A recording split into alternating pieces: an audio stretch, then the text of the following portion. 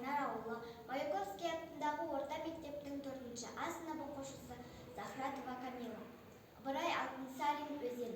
Таулардан өзен ағар сарқыраған, айнадай сәуле беріп жарқыраған, жел соқса, ыстық соқса бір қалыпта, арылап таумен тасты арқыраған. Көңілің суын ішсең ашылады, денеңде бар дертіңді қашырады. Өксіген оттай жанып жануарлар, өзеннен рахат тауып басылады.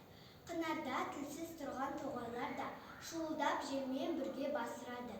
10 мың мал айдап өтсең лай қалмайды, тасыса су бармаған сай қалмайды. Тасыған өзен судың қуатымен көк шығып шөп бітпеген жай қалмайды. Ел қыстап күн көреді жаныбында, дәм болар алуан балығында. Тас-таста алтын тастасына маққа, сонда да аққан өзен қалыбында.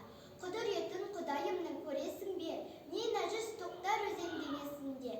Арыстан демалуға суға кірсе, балықтар шымшып ойнап